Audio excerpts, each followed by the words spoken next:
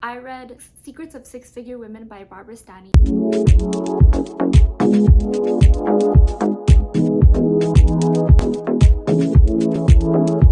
Hi everyone, I'm Gia. Welcome to Weekly Reads. There's a new video on Sunday, Wednesday, and Saturday, so subscribe now. I read Secrets of Six-Figure Women by Barbara Stanny, and she had a very interesting story where her father was very wealthy. I don't remember if he was a banker or if he owned like a large business, but he had a lot of money and inherited her a lot of money. However, it wasn't your average inheritance. He gave the money to her husband in his name because he didn't believe that women could handle money. So something interesting, she was a journalist and she was basically living under her husband's power. Eventually, when they divorced, she kind of had to start her life over and pivot her whole situation. So she became a career counselor and helped other women find their way. She's an authority on women and money as a popular motivational speaker. So I thought that was a really interesting story of how she was kind of empowering women by her using her story. She talks about finding success despite unfavorable conditions. She interviews all types of women from all tax brackets, from different backgrounds, who are also clients and just business owners, how they define their own version of success and how they got there.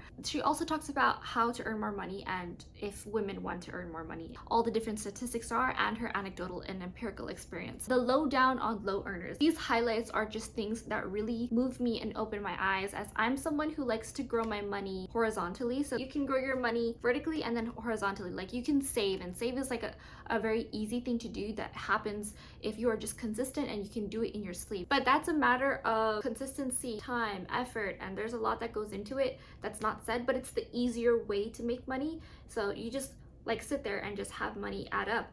But then if you're not careful of what kind of account you have, then the interest could be insane depending on whether you do your research on the right kind of account. Then I'm the kind of person who likes to grow my money. If you give me like a few $100s, I can turn it into even more by finding ways to monetize it by thinking about the future and doing all the research. I try to get more complex and find the root and the reason of why and how to make more money, not just in one way, but in multiple ways. Even if it is pennies add up. She talks about the lowdown on low earners. So the author was working with a client asking if she wanted to make more money. Her client said, yes, of course. Who wouldn't want to make more money? I know a lot of poor people who complain about being poor, but then they can't really figure out their situation and kind of blame the system. It's more about being more productive or being wisely productive. But then if they were rich, they would like being rich. She doesn't want to work that hard. So a lot of people don't want to work that hard, or they don't see what they can achieve. If you look at it like this, if you work like say at In-N-Out, managers, like top tier managers, they make a decent buck. So they can make like up to 100,000 to 150,000 a year, depending on the location of the place, depending on many factors. California and in New York, they have a higher wage pay depending on your skills and your experience. If you just manage to keep consistent at working and saving and managing your money properly without spending like crazily, you can become a millionaire. But nobody thinks that way. Nobody thinks, oh, I want to be a millionaire by the time I'm 40, so I'm gonna set up these wise steps.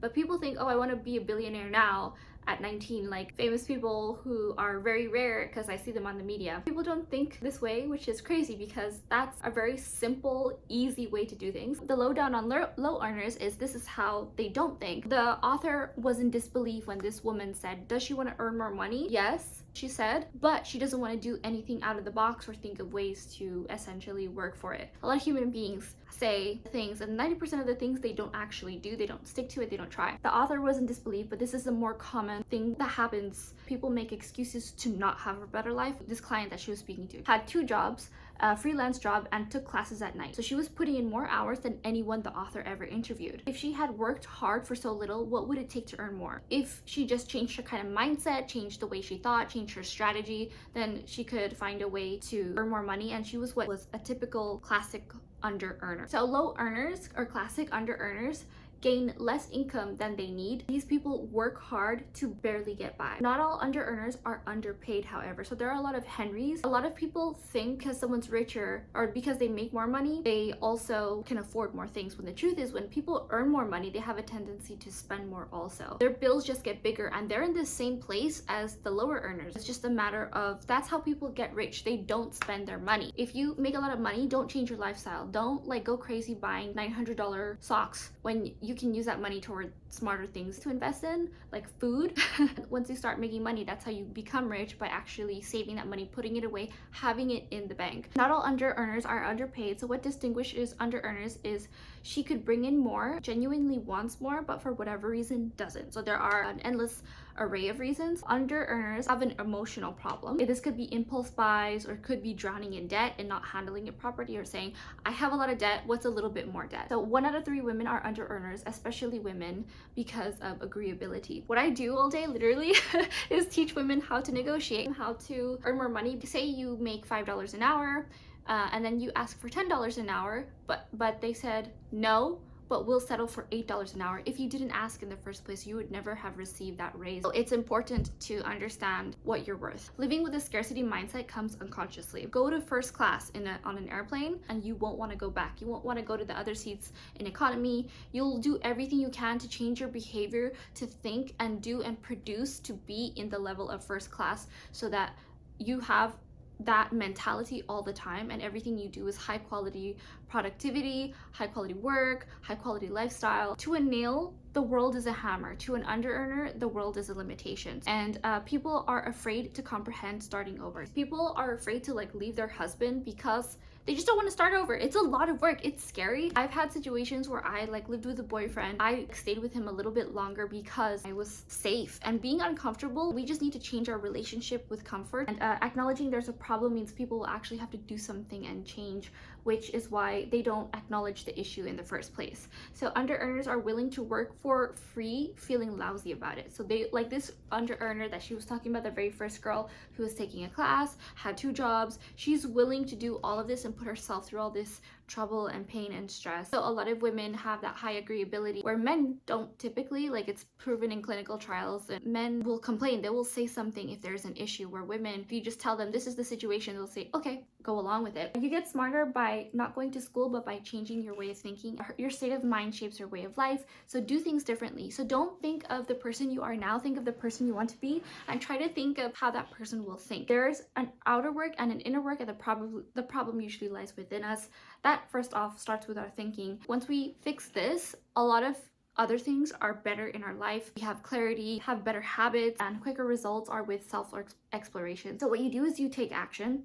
So you can be the smartest person in the world, have all the information you need, but if you don't do anything with it, you're not the smartest person. Power is being able to actually take action and change your situation. Nothing changes until we do. Einstein said our problems cannot be solved with the same sort of thinking we were at first when we found them. So think ahead into your future self and how you would act as a person who already reached those goals. So what are habits that you can do now to become that person you want to be? And this means in wealth, in your habits, whatever you even define as wealth, everything else falls into place. You can only control what's in your head. You can't change cultural standards, but you can change yours. You can change your own circumstances.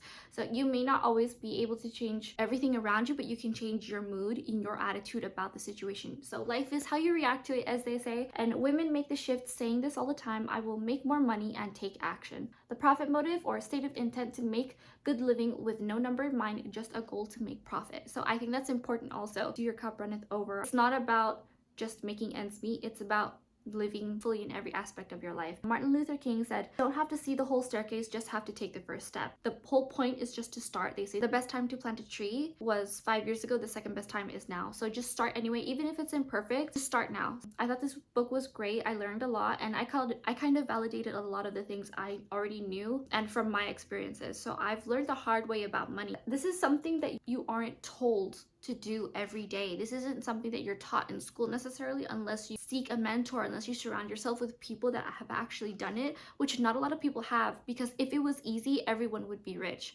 If it was easy, everybody would have a good high quality life where they get everything they want. They would be able to spend more time with family. And I thought this was a great book, and you should totally get it linked down below. It's important to remind yourself of why we do this. Also important to remind yourself of what not to do wherever you are in life. I hope you get something positive out of this. Thank you so much for watching, and I will see you later.